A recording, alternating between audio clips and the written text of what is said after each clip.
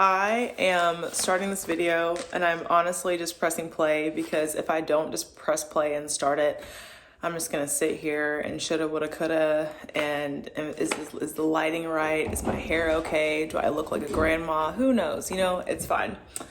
But if you've clicked on this video, I hope that my story is encouraging.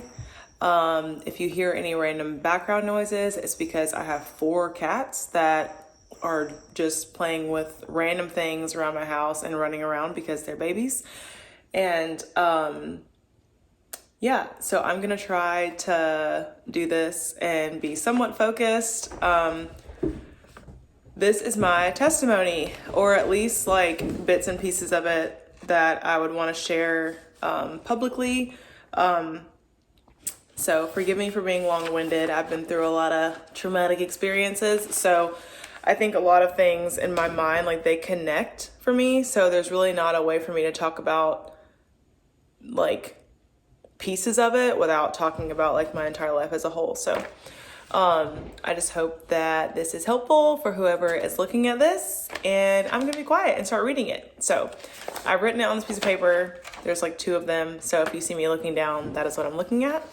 And I'm gonna stop talking now. All right, so this is my testimony about Jesus Christ and just my experiences. This is meant to really glorify him. It's not meant to bring up any people or my family or anything. But I do plan on, I guess, eventually making some more videos about some of the other things that the Lord has revealed to me, but in due time. So anyway, here I go. I was born in New York, but grew up in South Carolina. My mom was a single mom and my dad was married and lived in New York. My dad had a whole family that didn't know about me, so I was an only child, but not really. I grew up with a stepdad, but it was just my mom's boyfriend. They never married, but he was around until college. My mom was a social worker and my stepdad was a maintenance supervisor. I ended up trying to start a relationship with my real dad and other family later in life, but it just didn't work out.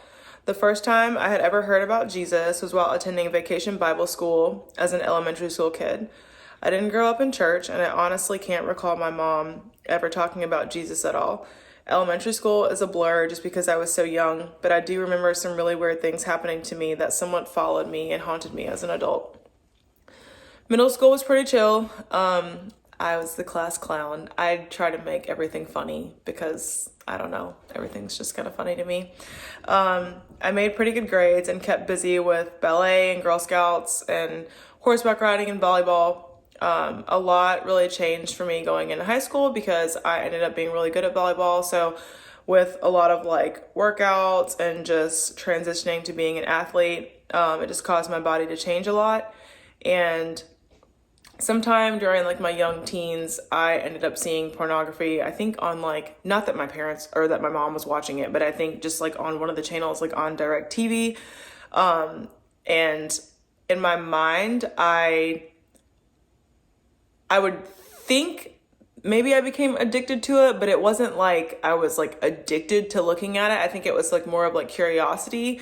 And I think I associated that with like how a man loves a woman. So I associated like sex with love. So just to clear that up, my mom wasn't in there just like, I don't know what she was doing actually. Anyway, so I got up a lot. So because of all that, like I got a lot of attention throughout my high school years. And I really only had like one bully situation, but I suppressed a lot of my emotions. And it was very easy for me to do because I was able to hide behind like athletics and, we weren't poor. So I had everything that 2-parent households had, regardless of like my home situation. And so for me, everything kind of seemed like the normal athlete life.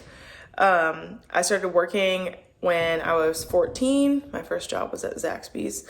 And I was pretty self-sufficient and it just didn't really seem like I was missing anything compared to other kids. So I received an athletic and academic scholarships to play volleyball in college, and I ended up almost losing all my scholarships because I partied a lot. I went out a lot, and it was just really hard for me to balance like being an athlete and college and boys and friends and drinking and working. It was just a lot. So I ended up taking summer school classes that helped me get my GPA back up so I could get my scholarships and transfer schools. So I was able to do that. My freshman and sophomore year was like really, really traumatizing for me. I had some really hard times that's a cat. I had some really hard times just with like relationships and boys, one in particular, but it's fine. And so I think the hardest part about that was like my mom was not emotionally there for me like at all. There was just like no lack of empathy or is that lack of empathy? I don't know. There was no empathy or lack of care. That's what I have written down. You guys get what I'm saying.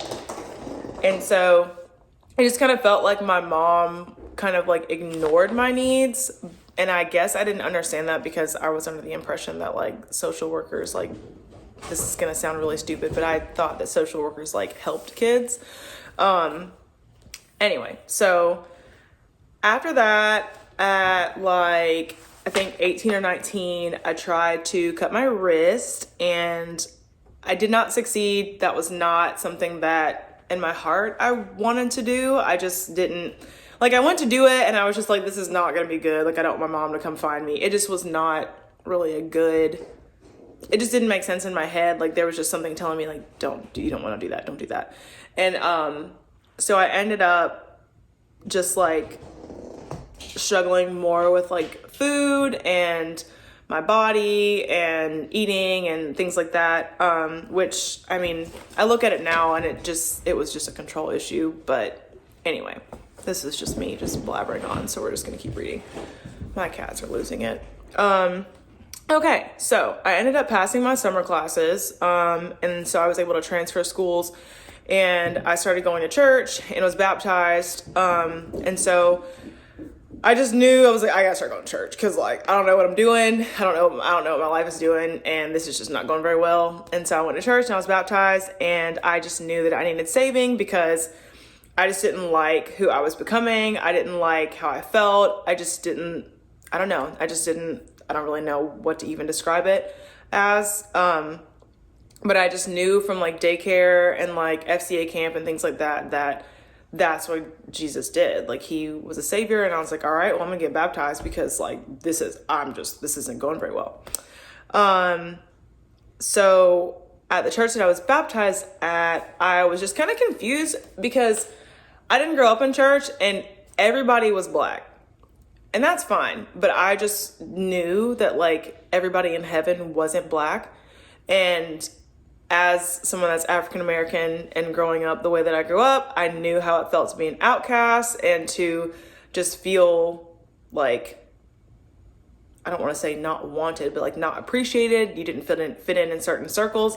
And so for me, it was kind of confusing going to an all black church because I had friends of all races and I just didn't understand how, I'm 19 at the time, 19, 20, but I just didn't understand how I was supposed to bring somebody white to church, like, and then them not feel uncomfortable because I had previously felt uncomfortable in certain circles and circumstances. And I just didn't understand how, it just didn't really make sense to me. Like, just didn't really get it. So, I just knew that heaven wasn't like one color. And so I just didn't really understand why I would go here if heaven is not all one color and like we all just like look the same. So I started going to a different church and then something happened with the pastor that I was just like, okay, well, I'm really confused because like, I don't know what's going on. Like, it was just not something happened with me and the pastor, but just in general, he had to like step down or something like that. And so it just was really confusing. So I stopped going to church. And at this point in my life, I didn't know of anybody really trying to follow Jesus. It just felt like a lot of it was hypocritical and for show. And I guess just kind of like routine, like going to church on Sunday and going to Bible study on Wednesday if people did that. And it just seemed like something that people did. It just, I don't know. So because I was baptized, I was like, oh, I'm going to heaven. I'm good. I can do what I want. And that is not the case. So after all that, I started dating this guy that I knew from school. We both kind of ended up in the same city, and just from like transferring and because of the people that I was around and just the environment, I started partying a lot more. But there were no men around me, especially godly men, like around me or in my family. And so I think I definitely struggled with like wanting, I don't know, I guess like wanting acceptance and like wanting like a guy to like, I don't want to say like see me succeed because that sounds really stupid. This wig is like going off the chain. We're going to fix it. It's fine. Anyway, so I think I just really struggled with like wanting like male approval, I guess. So anyway, we're going to continue. So I took this super on a whim job doing door-to-door sales. That was quite an experience. And I just needed something to get me like out of my mom's house. And I'm getting really comfortable with you guys. So like a few months in, I ended up getting attacked by a Rottweiler. That was rough. It was actually a Rottweiler and another dog, but the Rottweiler was really all I was focused about. That thing knocked me the freak down. And somehow, so the dogs like knocked me down, and I remember like just looking up and seeing like teeth everywhere. And I scrambled, like running over this, like you're jumping over this like huge 5-foot fence and running for my life. Long story short, my boss at the time ended up getting arrested, and with his arrest, I had no job because our office closed. And so I ended up going back to one of the restaurants that I worked at in college. And one day I was just randomly waiting on this lady who was a realtor, and she was like, oh, we need to buy you a house. And I was like, lady, what are you talking about? I don't even know how that works. And so she gave me a business card, and like later on, I find out that her son and I worked at another restaurant. And, yeah, so at the time I didn't have like income. Well, I had income because I worked at a restaurant, but it wasn't recorded the way that it is now because a lot of us now use like credit cards. And so there wasn't a way to actually record all of my income because I probably wasn't claiming all of it, if I'm being honest. So, okay. So one of my friends called, and I am starting this video over, but it's fine. Everything's good. So buying a house, right? No clue what I'm doing. So I start working for an insurance company, and so now I have like actual pay stubs. Long story short, I end up getting the house, right? And so it's the house that I have now, the house that I live in, and it's wild because it was the realtor's ex-husband's wife's house. Crazy. And the house ended up being on the market for a whole year. So I looked at it, and then a year later I was able to buy it. So just kind of a God moment for me. But the craziest thing was I ended up working in the mortgage industry after all of this. And so I was able to understand like how much God's hand was on my life because I was able to understand the actual mortgage process. And if they would have added the HOA fees to my loan documents, I would not have been able to qualify for the house. So go God for that. And yeah. So my living situation before that was kind of crazy because I had a roommate at the time that did not tell me that she was paying rent.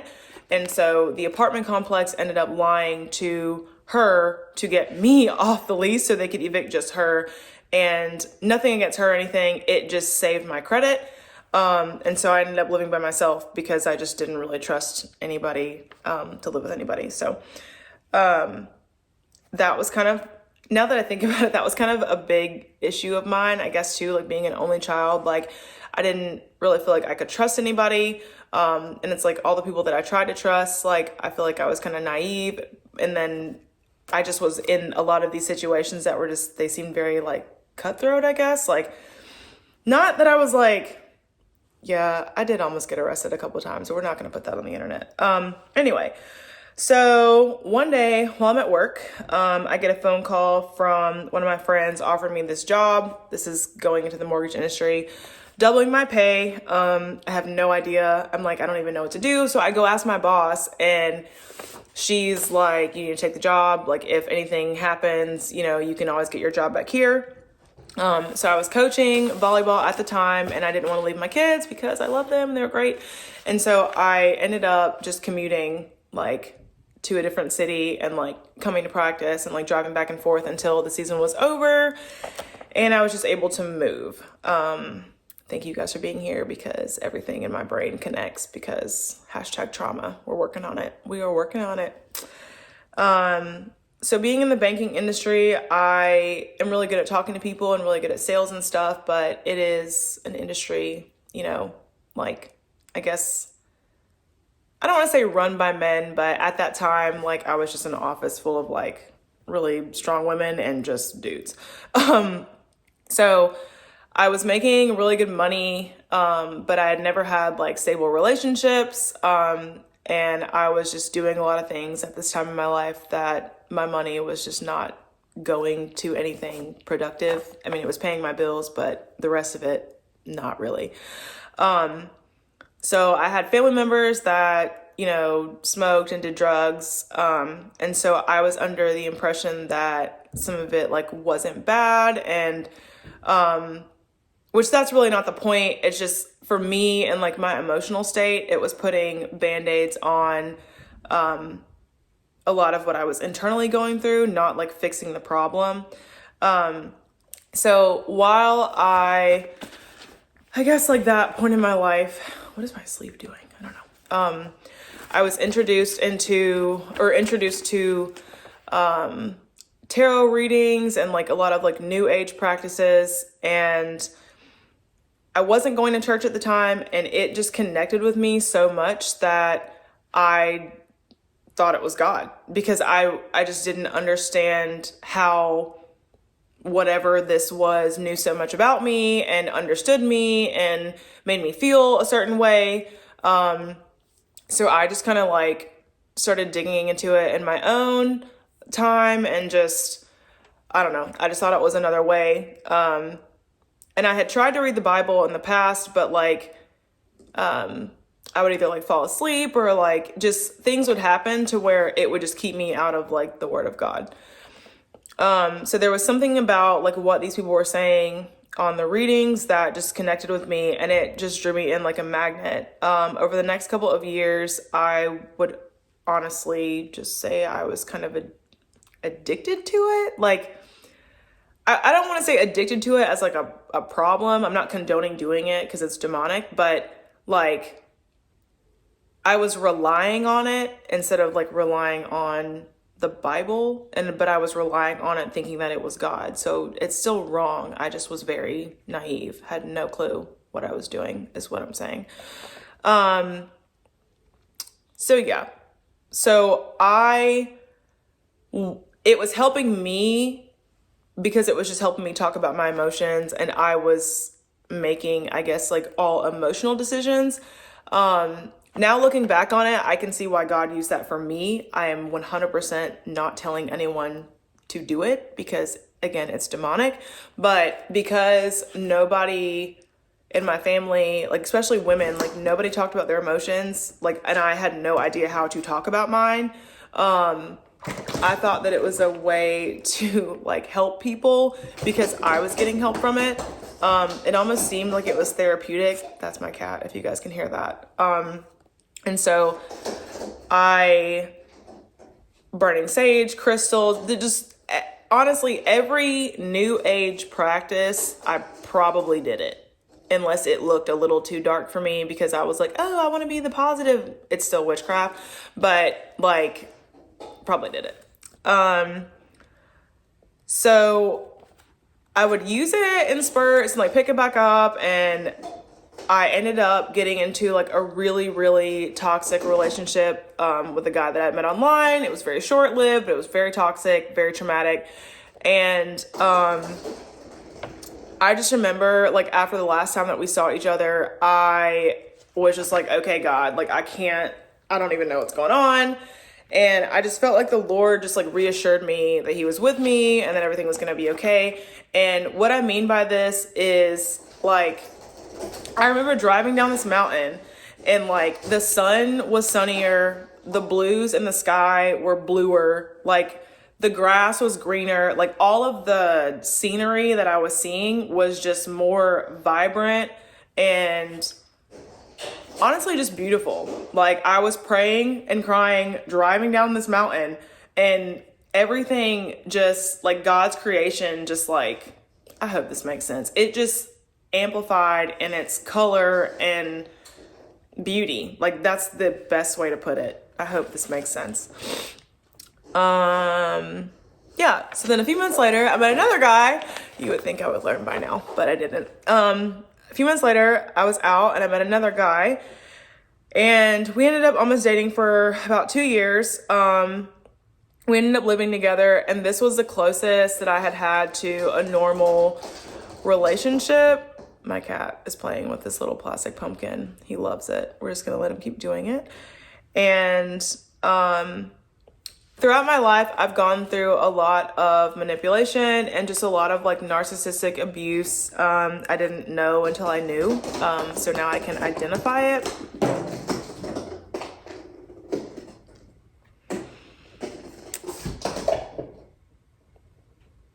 And sadly, I'm laughing at my cat. But sadly, because of my family, it just felt normal. And so I ended up like sticking around in certain scenarios and circles like longer than I should have. Unexplainable things were also happening in my life, and I was slowly putting pieces together. And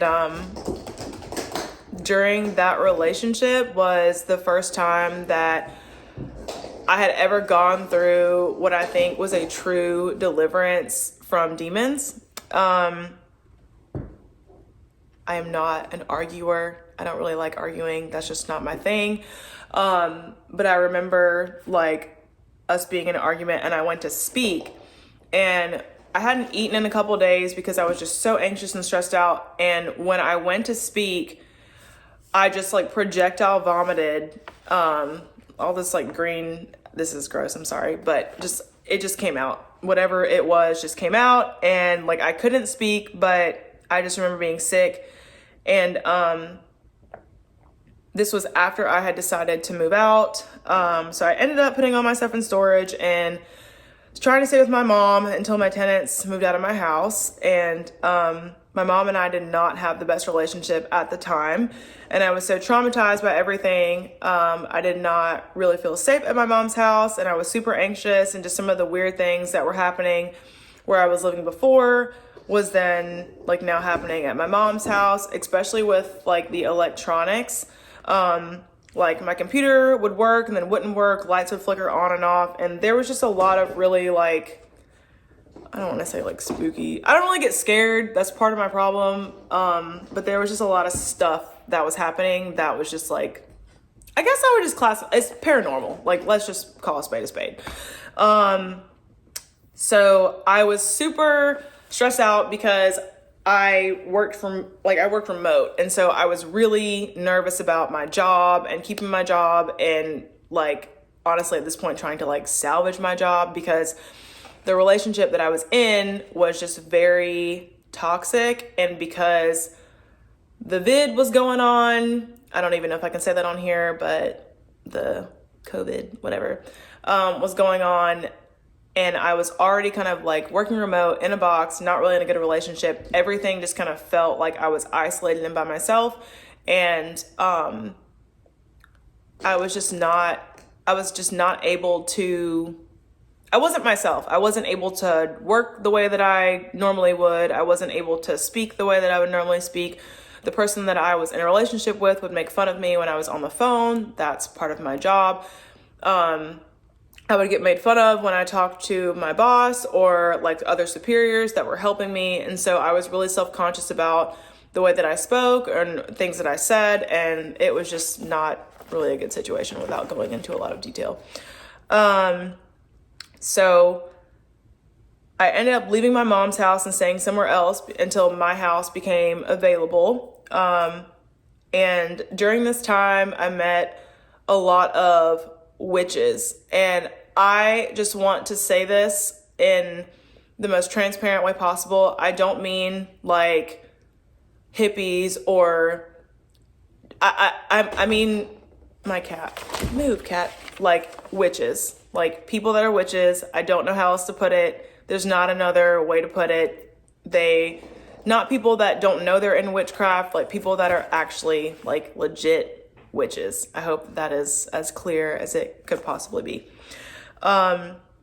So they were into like a lot of like spirituality stuff, and I was learning a lot about like moon rituals and like all this stuff. And at the time it seemed like it was helping me, because I don't really know now, but I was on this like journey to like heal myself and manifest the life I wanted. And that's just not the truth. Like there's not another way to put it. I'm not trying to make anybody like feel bad, but I'm not trying to make you feel good. I'm not really here for your feelings, but like, it's just not of God. And so I had gone to therapy in the past, and I didn't know, I guess, that I needed to ask for a Christian therapist, or like the difference between someone that would be a believer in Christ and someone that's not when it comes to therapy. And my therapist, honestly, at the time, like kind of led me further into witchcraft. And then I was kind of like, it didn't really end up being a good situation, because at the time she was white and I had a lot of things that she just didn't really get. And so there ended up being this lady on YouTube that I had connected with, who was a medium. That's just what she was. And so I remember talking to her, just because I thought that she would like understand me better and understand some of the things that I was going through. And so I will never forget our last conversation. There were some things that she told me about myself that were like super, super personal. And it was just stuff that I don't even know, stuff that only God would know. Like it was very terrifying.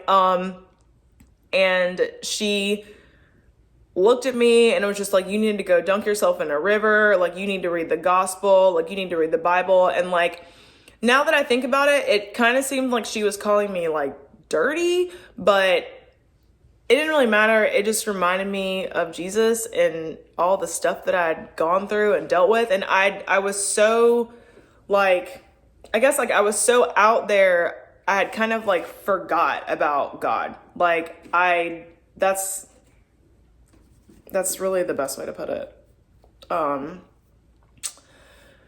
Yeah. So yeah, that's uncomfortable, but yeah, I did. I guess I did. I forgot about God. That's the best way to put it. I've never said it that way.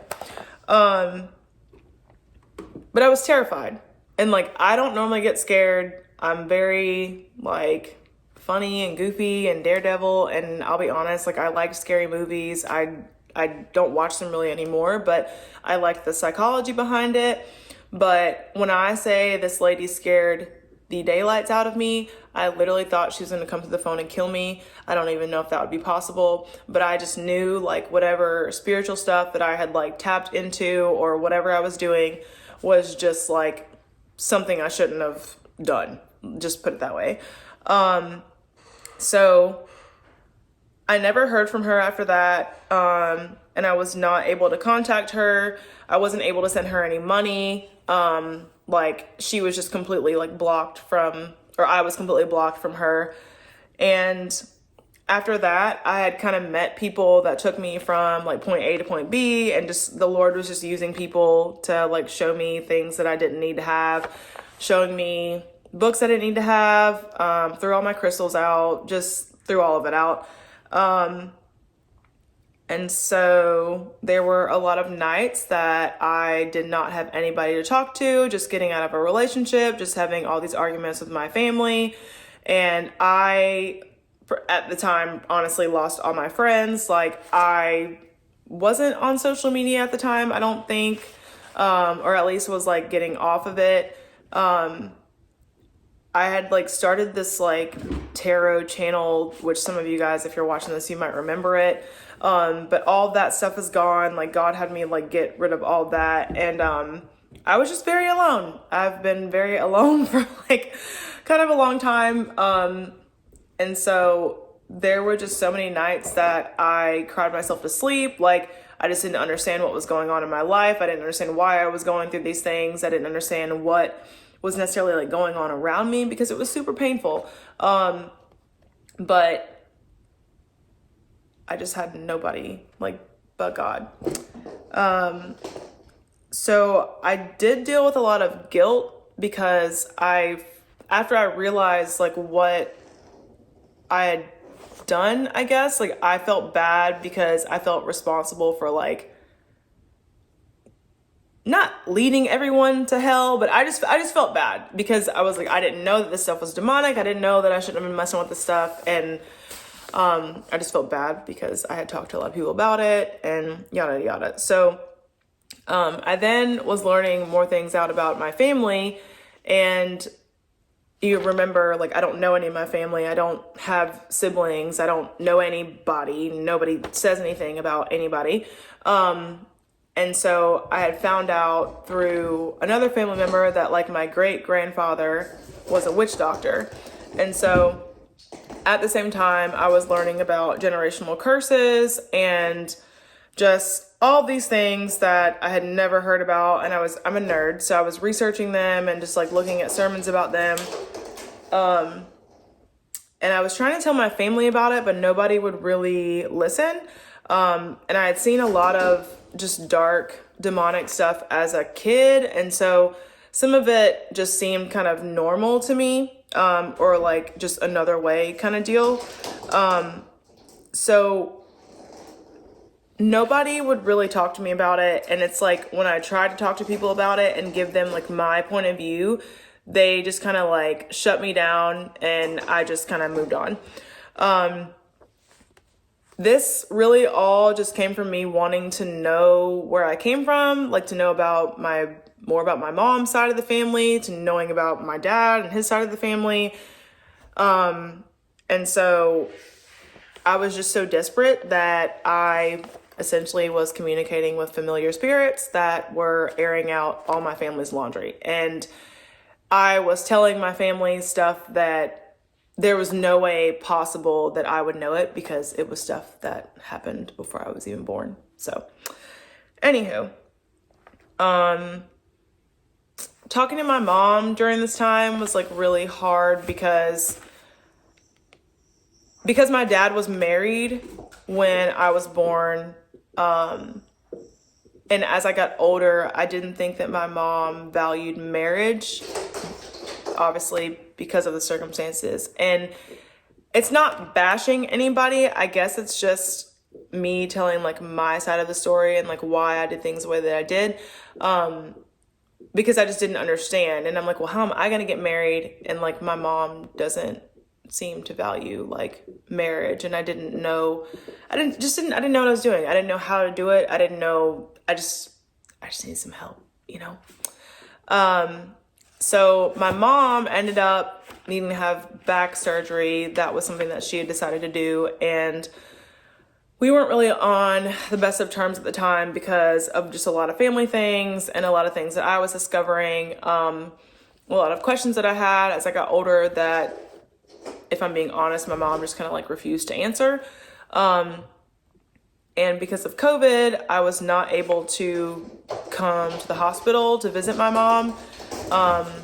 Other family members drove from other places in the United States to visit my mother and didn't tell me. So it just was not the greatest situation. So my mom had a friend that was living with her, and she ended up listening to a lot of my story and where I had been and why I guess was acting the way that I was acting and trying to reach out and tell my family things that they just did not want to listen to. And so she ended up like convincing my mom to talk to me, and my mom let me pray for her. And I don't even really know, honestly, like what all came over me. I just started like letting everything out, everything that I had learned over like the last year about generational curses and witchcraft and deliverance, and just praying for God to just deliver her. And I just asked for the Lord's will to be done. I asked for my mom to be healed and saved. And again, I don't remember exactly every single thing that I said, but I just asked for God's will to be done and for all the curses to be broken off my mom. The next day, I had tried to get a COVID test to go to the hospital, but I didn't get one in time because my mom had passed away the next morning. And so the hardest part of all of this for me was honestly the aftermath. Apparently my mom changed her will about 60 days before she died and gave everything to her sister, and I was not allowed to get any of my belongings from my childhood home. And despite like all of the crazy stuff that I was going through, just losing my mom and the whole, just a lot of just stuff at one time, God really strengthened me to get through all of that. And I just know that I'm going to be okay. And I know that my mom's in heaven, and he just gave me so much peace. And I don't talk to anybody in my family anymore. I love them, but God has given me instruction. I hope this makes sense. For some of you are gonna get it, but I do plan to make like other videos about some of this. It's just not all gonna be in this one because I know this one's already kind of long. So if you've made it to the end of this, I really appreciate it, because this is actually really hard to talk about. And I know like a natural response for me is to like make a joke, and it's really not funny, but I'm definitely on like a laugh to keep from crying type of like journey at this point. But I've been like praying against witchcraft, and the Lord has given me a lot of revelation on things in my family, and it has only grown me closer to the Lord. And a lot of this stuff I can talk about, and I know that I'm like sane, because I remember sitting in my house like wondering why I could not hear voices in my head. So I just, hopefully this portion of my story has encouraged somebody, and I just want to like assure you that God is faithful. He is good. He is faithful. And I know that I'm saved, and just like I asked him to do at 19, like I'll be 33 in a little bit, in like a week or 2 weeks, and he did that. So that's a little bit about where I've been, and a little bit about some of the craziness that has gone on in my life. And I have no idea what is next for these videos and whatnot, but thank you for making it this far, and I guess I'll see you guys in a little.